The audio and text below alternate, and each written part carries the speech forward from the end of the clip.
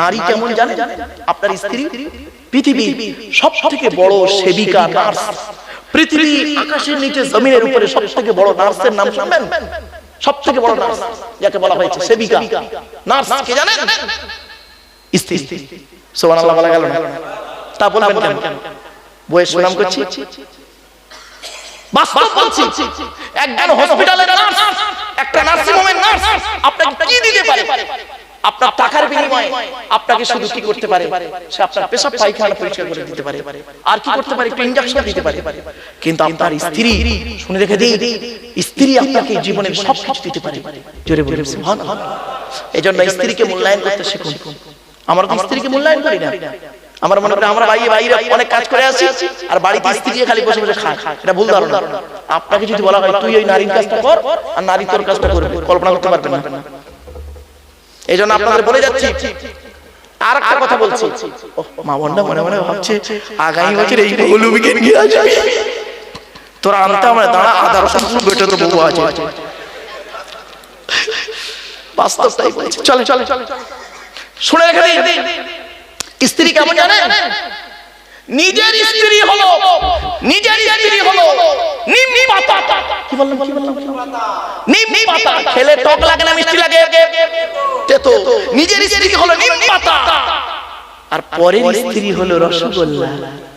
নিজের স্ত্রী হলো নিম পাতা, যত খাবে তত সুগারটা কমবে, আর ভেতরের যে মালগুলো আছে, নোংরা জিনিসগুলো পার হয়ে গিয়ে শরীরটা সুস্থ থাকবে। নিম পাতা কাদের উপকার? সুগার রোগীর উপকার। আর যাদের সুগার হয়নি তাদের খেলে শরীরের ভিতরে যদি ময়লা টয়লা থাকে, পয়জন বেরিয়ে যাবে। সুতরাং নিজের স্ত্রী হলো নিম পাতা, আর পরের স্ত্রী হলো রসগোল্লা। যত খাবে, যত তাকাবে, তত চট করে সুগার বাড়বে। বাস্তবটাই বললাম। কথাটা হয়তো শুনতে খারাপ লাগলো, কিন্তু অতি বাস্তব কথা। চলুন এগিয়ে যাচ্ছি। এজন্য আপনাদের বলে যাচ্ছি, কোন ছেলেকে জামাই করবেন? যে ছেলের মধ্যে দুটো গুণ পাবেন। এক নাম্বার ছেলেটি সৎ ছেলে কিনা খবর নেবেন, দু নাম্বার ছেলেটি করণী কিনা খবর নেবেন। ভাষা বুঝতে পারছেন? কর্মী ভাষাটা বুঝতে পারছেন? মানে পরিশ্রম করে। ওই বাপের হোটেলে খায় এমন ছেলেকে জামাই করতে যাবেন না, ফেঁসে যাবেন। নিজে কি করেছে? আরে আমার বাস্তব অভিজ্ঞতা, আমার এক বন্ধু কলেজের প্রফেসর, তার একটি মাত্র কন্যা। তা আমার সে বন্ধু বলছে, মারুফ ভাই তোকে আমার মেয়ের বিয়েতে আসতেই হবে, পাকা দেখাশোনা যেদিন ওই দিন তোর আসতেই হবে। তো যেদিন দিন হচ্ছে আমি গিয়েছি, তো ছেলের তরফে লোকেরা এসছে, আমাকে চেনে না। তা আমি গিয়ে বলছি আসসালামু আলাইকুম। ওয়ালাইকুম আসসালাম। তা আমি বলছি ভাই ছেলে কি করে? আচ্ছা, এই প্রশ্নটা করা কি আমার খুব ভুল হয়েছে? কেই করেছি না? পেছন থেকে ছেলের তরফে একজন লোক দাঁড়িয়ে কি বলছে শুনবেন? ছেলের খালু হাফেজ। বুঝতে পারবেন? ছেলে কি করে বলে ছেলের খালু হাফেজ। তা ছেলের খালু হাফেজ তোর বাপের ছেলে বলে না। এইটাই কমন সেন্স। বাস্তব কর্মী ছেলেকে জামাই করবে। দেখবেন যদি কোটিপতির ছেলে যদি কুড়ে হয়, কোটিপতির ছেলে যদি কুড়ে হয়, 2 বছর পরে বাটি ধরবে। কি ভাষা বুঝতে পারেন? কোটিপতির ছেলে যদি কুড়ে হয়, 2 বছর পরে বাটি ধরবে। আর গরিবের ছেলে যদি পরিশ্রমী হয়, 2 বছর পরে বিল্ডিং তৈরি করার মানসিকতা তৈরি করবে। কিছু বুঝতে পারছেন? এবার আসছি কোন ছেলেকে জামাই করবেন তো বলে ফেললাম। এখন এই কথা শুনে আমার মা বোনরা মনে করছে ভালো। এবার আসছে কোন মেয়েকে বৌমা করবেন? এই কোরআনে আছে কোন মেয়েকে বৌমা করবেন? যে মেয়ের মধ্যে 6টা গুণ পাবেন। ছটা গুণ ভালো করে শিখে যান। কোন মেয়েকে বৌমা করবেন? অনেক ছেলে আছে যাকে তাকে বৌমা করবেন, খালি সাদা চামড়া থেকে ছুটবেন। সব সাদা চামড়ার মেয়ে ভালো নয় বাবা, বাস্তবটাই বলছি। সব সাদা চামড়ার মেয়ে ভালো নয়। চলুন এগিয়ে যাচ্ছি। কোরআন বলছে যে মেয়ের মধ্যে কটা গুণ পাবে? 6টা। কি? মুসলিমাতিন, মুমিনাতিন, কানিতাতিন, তাইবাতিন, আবিদাতিন, সাইহাতিন, সাইয়্যিবাতিন ওয়া আবকারা। 28 নম্বর পারা 19 নম্বর পৃষ্ঠার 11 নম্বর লাইন, সূরার নাম সূরা তাহরীমের 5 নম্বর আয়াত। এক নাম্বার ছেলেটি মেয়েটি, এক নাম্বার মেয়েটি মুসলমান কিনা খবর নেবে, দুই নাম্বার মেয়েটি বিশ্বাসী মুমিনা বিশ্বাসী মেয়ে কিনা খবর নেবে, তিন নাম্বারটা খুব ইম্পর্টেন্ট কনিতাতিন আনুগত্যশীলা মেয়ে কিনা খবর নেবে। দূর থেকে খবর নিয়ে দেখবেন ওই মেয়েটি ওর বাপ আর মাকে ভক্তি শ্রদ্ধা করে কিনা খবর নেবেন।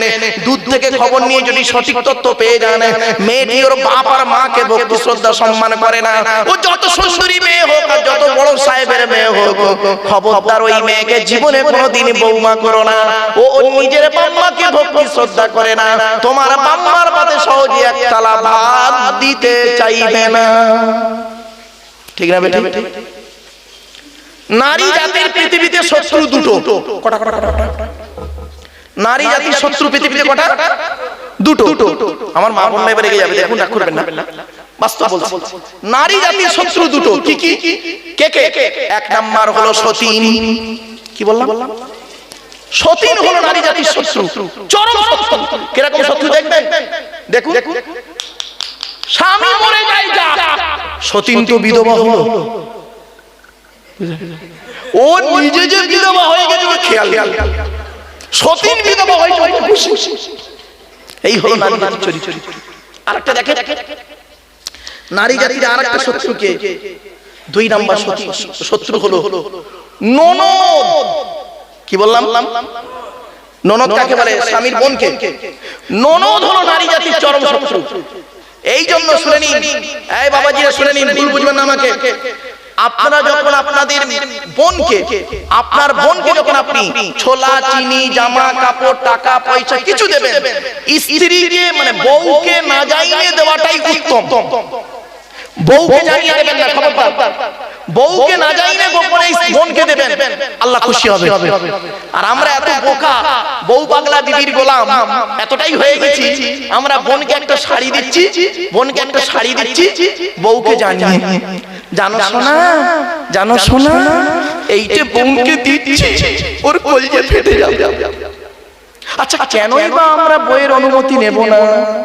আমাদের তো নিতেই হবে। এই কোরআনে আছে 82 জায়গায় নামাজের কথা, 92 জায়গায় লেখাপড়ার কথা, 104 জায়গায় আছে সবরের কথা, ধৈর্যের কথা। কত জায়গায়? 104। এগুলো মনে রাখবেন, 104 জায়গায় আছে ধৈর্য শব্দটা আছে, সবর শব্দটা আছে 104 জায়গায়। আপনি কি ধৈর্য ধারণ করেছেন? সামান্য 2-3 ঘন্টা এখানে একটু বসবেন, তাই আপনি উস পাস এদিক ওদিক করছেন কেন বাবা? চলুন, এই কোরআনে আছে 250 রকমের হারাম। কত কত? 250 রকমের হারাম আছে, আর 250 রকমের হালাল আছে। আপনি কটা হারাম হালাল জানেন? আপনারা একটু শিখে যান। এই কোরআনের ভিতরে কি আছে? 30টা পারা, 540টা রুকু, 114টা সূরা, 14 থেকে 15 খানা সাজদা, 7টা মানজিল, 8 থেকে 12 খানা সাজদা, 6666টা আয়াত, কেউ বলেছেন 6236টা আয়াত, 3,23,215টা অক্ষর। এই কোরআন 22 বছর 9 মাস কয়েকদিন কম বেশি 23 বছর ধরে কোন ঘটনাকে কেন্দ্র করে, কোন ব্যক্তিকে কেন্দ্র করে, কোন বস্তুকে কেন্দ্র করে, কোন জায়গাকে কেন্দ্র করে কোরআনের আয়াতগুলো নাযিল হয়েছে। 6000 আয়াত নাযিল হয়েছে, 12,000 জায়গায় নাযিল হয়েছে। কত জায়গার নাম জানেন? আপনি তো শুধু মক্কা আর মদিনাই জানেন। 12,000 জায়গায় নাযিল হয়েছে এই কোরআন। একটা আয়াত কোথায় কোথায়? দুবার জায়গায়, একটা আয়াত 3 জায়গায় নাযিল হয়েছে। 3টে পার্ট 3 জায়গায় নাযিল হয়েছে। আমার বাবারা একটু কোরআনকে মূল্যায়ন করুন, দেখবেন একটা বাস্তব কথা বলবো, রেগে যাবেন নাকি? এখানে আমার ধারণা ঠিক হতে পারে, ভুল হতে পারে। এখানে যত পুরুষ বসে আছেন, বেশিরভাগ পুরুষ কোরআন পড়তে পারে না, ঠিক না বেটি? আর ওখানে যত নারী বসে আছেন, বেশিরভাগ নারী কোরআন পড়তে পারে, ঠিক না বেটি? আচ্ছা, এটা হলো কেন? জলসা দেয় তো পুরুষরা, মহিলারা তো শুধু চাঁদা দেয়। তো এটা কেন হলো? এত বড় সর্বনাশটা কেন হলো? আপনারা তো জলসা দিচ্ছেন, জাস্ট ফর এক্সাম্পল 20 বছর ধরে, তা আপনারা তো কোরআন আগে পড়বেন পুরুষরা, কেন কোরআন পড়তে পারলেন না? এর জন্য দায়ী কারা জানেন? 6 জন ব্যক্তি। কজন? আপনি যে কোরআন পড়তে পারেন না, এর জন্য 6 জন ব্যক্তি দায়ী। কে কে? মা বোনেরা শুনে নিন। 1 নাম্বার, আপনি নিজে পড়তে পারেন না, আপনি নিজে দায়ী। সেকেন্ড কেন? কোরআন শিখতে মাত্র সময় লাগে 1.5 মাস। 1.5 মাস সময় লাগে প্রতিদিন যদি 30 মিনিট করে সময় দেয়। ছোট্ট উদাহরণ দিচ্ছি, আমি কোরআন পড়ে মানে করছি, শুনতে ভালো লাগছে, এটা বেশি আনন্দ না আপনি নিজে কোরআন পড়তে পারলে আনন্দ?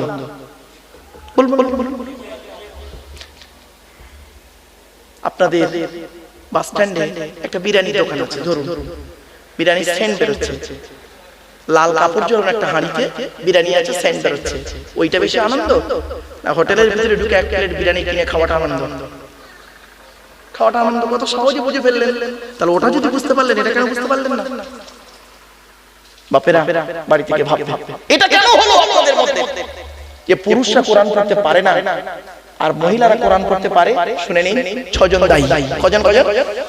1 নাম্বার ও নিজে দায়ী, 2 নাম্বার ও জন্মদাতা বাপ দায়ী, রাগ করবেন না, 2 নাম্বার, 3 নাম্বার ওর অভাগিনী পেটে ধরা মা দায়ী। কারণ নবীজি বলেছেন কোরআন শিক্ষা দিতে, তুমি শিক্ষা দাও না, তুমি কেমন মা বাবা? আমি তোমাকে বলিনি হাফেজ, কারি, মওলানা, মুফতি হতে বলিনি। ইসলাম ওটাকে বলেনি তোমাকে হাফেজ হতে হবে, মওলানা, মুফতি, কারি হতে হবে, এটা বলে। ইসলাম তোমাকে বলেছে এমন বিদ্যা অর্জন করো যে বিদ্যা শিখলে সমাজে তুমি চলতে পারবে। পাক না পাক, হারাম হালাল, বৈধ অবৈধ শরীয়তের জ্ঞান তোমার মধ্যে থাকতে হবে, এটাই দর্শন। আমরা কি করলাম? হাফেজ মৌলভী সাহেব এতগুলো বাড়ালাম, আমরা তাদেরকে এই জ্ঞানগুলো দিলাম না। আফসোস। শুধু তাই না, আর দেখো তাহলে কজন হলো? 1 নাম্বার ও নিজে, ওর বাপ, ওর মা, কত হলো? 3টে। 4 নাম্বার কে দায়ী? ও শ্বশুর দায়ী, ও শ্বশুর দায়ী। 5 নাম্বার ও শাশুড়ি দায়ী। আর 6 নাম্বার কারা দায়ী জানেন?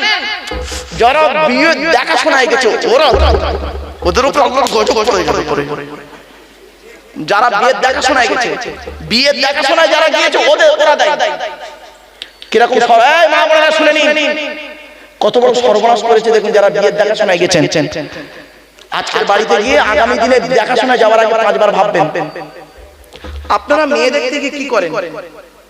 মেয়ে দেখতে গিয়ে প্রথমে মেয়েটাকে বললেন, মেয়েটার বয়স হলো ধরুন উচ্চ মাধ্যমিক পাস করেছে, সাদা চামড়া, কাটিং ভালো, খবর পেয়েছেন, তাই পাত্রের জন্য পাত্রী দেখতে গেছেন। কে কে গেছে? 4টে বুড়ো, 4 কোয়ালিটির বুড়ো, 4 কোয়ালিটির বুড়ো, খারাপ পাবেন না। 4টে যুবক, 4 কোয়ালিটির যুবক, 4টে বিবাহিত মানে 4 কোয়ালিটির বিবাহিত, আর 4টে 4 আনা 8 আনা তার মানে বাচ্চা, আর 4টে 4 কোয়ালিটির মহিলা গেছে। 4 কোয়ালিটির মহিলা কে? ছেলের বোন, ছেলের ভাবি, ছেলের চাচি, কি ছেলের একটা খালা, একটা ফুফু, 4 জন গেছে। 4 কোয়ালিটির মেয়ে গিয়ে প্রথমে কি করলেন? তার বাড়িতে গেলেন, ভালো করে গিললেন, ঢোকালেন, ভালো গিলে নিলেন। গিলে নিয়ে বিকেল বেলা তার মেয়ে দেখছেন। কি দেখছেন? মেয়ের কি দেখছেন শুনুন। মেয়েটা আসছে, এতগুলো মানুষ বসে আছে, ইন্টারভিউ দিতে আসছে, 20 জন মানুষ বসে আছে তার সামনে, 20 রকম কোয়ালিটির মানুষের সামনে উচ্চ মাধ্যমিক পাস একটা মেয়ে ইন্টারভিউ দিতে আসছে। এসে কি বলছেন? মেয়েটা প্রথমে এসে বলছে আসসালামু আলাইকুম। মেয়েদের এলো, আসার পর আপনাকে কি বললেন? তার মধ্যে যে একটা বুড়ো আছে, একটা পাকা বুড়ো ধরুন, আবার কিছু বুড়ো লোক আছে, খারাপ ভাববেন না, কিছু বুড়ো লোক আছে দেখবেন মনে মনে আবার একটু হিংসা মতো হয় যে আমার সময় সব মেয়ে, এত সুন্দরী মেয়ে সব কোথায় ছিল? বলতেন যাই হোক, মেয়ে দেখতে গিয়ে নিজে বিয়ে করে চলে গেছে, কত ঘটনা আছে, ঠিক না? এই জন্যই নবী বলেছিলেন তোমরা আমাকে 2টো জিনিসের গ্যারান্টি দাও, 2 ঠোঁটের মাঝখানে এই জিভের গ্যারান্টি দাও, 2 ঠোঁটের মাঝখানে হারাম খাবার খাওয়া থেকে জিভটাকে ঠিক করো, বাজে ভাষা বলা থেকে জিভটাকে ঠিক করো, পরনিন্দা পরচর্চা করা থেকে জিভটাকে ঠিক করো, আর 2 রানের মাঝখানে লজ্জাস্থানকে হেফাজত করো। 2 ঠোঁটের মাঝখানে 2 রানের মাঝখানে এই 2 জিনিসের গ্যারান্টি তোমরা আমাকে দাও, আমি মুহাম্মদ সাল্লাল্লাহু আলাইহি ওয়াসাল্লাম তোমাদের জান্নাতের গ্যারান্টি দিয়ে দেব। জান ভাই গিয়ে দেখবেন হয় চাচার নিচে খারাপ, নয় চাচার উপরে খারাপ, ঠিক না বেটা? যা দুটোই খারাপ, নিজেই জাহান্নাম। রাগ করবেন না। আচ্ছা স্যার, আপনাদের এলাকায় ওই চুরি করা কারেন্টটাকে কি বলেন? হুক। এই দেখ, হুক মেরে কারেন্ট নিয়ে চাচা আমার পাকা চালিয়ে তাহাজ্জুদের নামাজ পড়ছে। চুরি করা কারেন্টে পাকা চালিয়ে তাহাজ্জুদ, বাহ কি সুন্দর বাস্তব অভিজ্ঞতা বলছি। রাসূলুল্লাহ বলেছেন ওই সমস্ত লোকদের প্রতি জাহান্নাম লানাল্লাহু মান সারাকা মানারাল আরদি, যারা জমির আল চুরি করে জমি বাড়ায়। কত আলচোর চাচা এখানে বসে আছে, আল্লাহই ভালো জানে। রাগ করবেন নাকি? চলো তো এবার আসছি, মেয়েটা এসেছে, আসার পরে মেয়েটা প্রথম সালাম দিল, দেওয়ার পরে আপনি কি বললেন? ওয়া আলাইকুম সালাম, তাই তো? বলার পরে একজন বুড়ো লোক কি বলে? বসো মা বসো। তো ভালো বসলো, চেয়ারে বসলো। বসার পরে প্রথম প্রশ্ন, তোমার নাম কি? মেয়েটি বলছে, ধরুন একটা তৈরি করা নাম বলছি বাবা, তৈরি করা নাম। মেয়েটি বলল মোসাম্মদ জঞ্জালি খাতুন, ধরে। তারপরে বলছে তোমার বাপের নাম কি? তা তৈরি করা নাম একটা বলছি। মেয়েটি বলল মোহাম্মদ চিটিংবাজ আলী মোল্লা। যাক যাক, ওরে বাবা আব্দুল গফফার, আব্দুল জব্বার বলে ফেসে গেছিলাম এক জায়গায়। আমি ঠিক এইভাবে ওয়াজ করতে করতে বলি, ধরুন মেয়েটি বলল আমার নাম, আমার বাপের নাম মোহাম্মদ আব্দুল গফফার মোল্লা। এখন আব্দুল গফফার মোল্লা নামে একটা হাজী সাহেব ছিল, উঠে দাঁড়িয়ে বলে হুজুর আল্লাহর কসম আমার কোনো মেয়ে নেই। আমি সেখান থেকে বাবা যার ওইটাম বলা যাবে এটা অচেনা নাম। চলো চলো, 3 নাম্বার প্রশ্ন করছে মেয়েটাকে, শোনেন বাড়ি থেকে ভাববেন এই হাসির মধ্যে মেচিরি ছুরি বাবা, আমার ওয়াজ কিন্তু মেচিরি ছুরি। মেচিরি ছুরি বুঝলেন? মুখে মিষ্টি মিষ্টি মিষ্টি মিষ্টি ওয়াজ লাগবে, বাড়িতে অন্তরে বাড়ি থেকে ভাববেন লোকটা ছুরিটা কোথায় মারলো, মিচিরি ছুরি বলা হয়। চলো চলো, 3 নাম্বার প্রশ্ন হচ্ছে মেয়েটাকে, তোমার মায়ের নাম কি? তো মেয়েটা বললো মোসাম্মদ হিংসুটি বিবি। চাক চাক হয়ে গেল। এবারে 4 নাম্বার প্রশ্ন হচ্ছে মেয়েটাকে, করেছেন আপনারা কোরআন পড়তে পারো? ঠিক না বেটা? মেয়েটা বললো জি হ্যাঁ পারি। পড়ো। অত লোকের সামনে মেয়েটার কোরআন পড়া শুনলেন, ভালো। এবারে এবার ছেলের বাড়ি গিয়েছেন ছেলে দেখতে। ছেলে গেলে কি প্রশ্ন করেছিলেন? 4টা করেছেন প্রশ্ন। কি কি? তোমার নাম কি? তোমার বাপের নাম কি? তুমি কি কাজ করো? তাই না? তোমার লেখাপড়া কতদূর? এইটুকু বলে ছেড়ে দিলেন। একবার কি জিজ্ঞাসা করেছিলেন তোমরা ক ভাই বোন বলেছেন? একবারও কি আপনারা জিজ্ঞাসা করেছেন এই ছেলে কোরআন পড়তে পারো? নামাজ পড়তে পারো? গোসলের ফরজ কটা? নাপাক থেকে পাক হতে গেলে কিভাবে পাক হতে হয় বলো তো? তায়াম্মুমের ফরজ কটা? ওযুর ফরজ কটা? একবার জিজ্ঞাসা করেছেন? করে। তার বাড়িতে খেয়েছে আর চলে এসেছেন। ফলে এর মধ্যে কি লাভ আর লস হয়েছে? লাভ তো হয়নি, উল্টে কিরকম লস হয়েছে দেখুন। 30 বছর আগে যে মানুষের দেখাশোনা করে বিয়ে হলো, এখন কি দাঁড়িয়েছে? এখন দাঁড়িয়েছে মেয়ের বাপেদের মাথায় একটা জিনিস ঘোরে, আমার মেয়ে এমএ পাস করুক আর বিএ পাস করুক, কোরআন পড়াতেই হবে। ঠিক না বেটি? এই জন্য মেয়ের বাপেরা দেখবেন, মেয়ের মায়েরা বাপেরা মেয়েকে কোরআন শরীফ পড়ানোর জন্য খুব আগ্রহী হয়ে থাকে। আর ছেলের বাপেদের মাথায় ঢুকে গেছে আমার ছেলে কোরআন পড়ুক না পড়ুক, প্রচুর টাকার মালিক, জড়িয়ে দর্জি ফুল মাছি, এটা ওটা কাজ করলে টাকা, ছেলে টাকা না বলবো টাকা টাকাই হবে। ফলে 30 বছর পরে কি দাঁড়ালো? বয়স্ক লোকেরা কোরআন পড়তে পারলো না, বুড়িরা কোরআন পড়তে পারে। এই জন্য আপনাদের অনুরোধ করে বলে যাচ্ছি ছেলেদেরকে কোরআনের শিক্ষা দিন, কোরআনের ক্লাস করান, কোরআনের ক্লাস করান। আসলে কোরআন সম্পর্কে আপনাদের তো ভালোবাসাটাই দেওয়া হয়, যার জন্য কোরআনের প্রতি আগ্রহ কম। চলো, কোরআন যার উপরে নাযিল হয়েছে তিনি কে? বলুন এটা নাম বলুন না। হযরত মুহাম্মদ সাল্লাল্লাহু আলাইহি ওয়াসাল্লাম, তাই তো? আচ্ছা মুহাম্মদ সাল্লাল্লাহু আলাইহি ওয়াসাল্লাম কোন বংশে জন্মগ্রহণ করেছেন? কোন বংশ? কুরাইশ। কুরাইশটা কে? কার নাম কুরাইশ? শুনেন, তবে সুবহানাল্লাহ একটু জোরে বলতে পারবেন তো? চলো।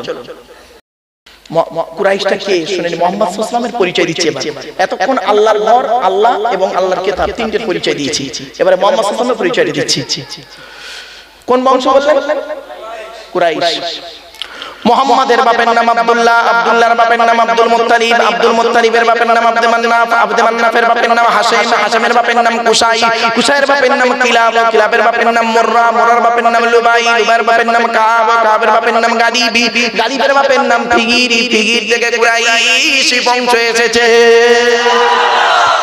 নবীর বাপের নাম আব্দুল্লাহ, মায়ের নাম আমিনা, দাদার নাম আব্দুল মুত্তালিব, দাদির নামটা কি?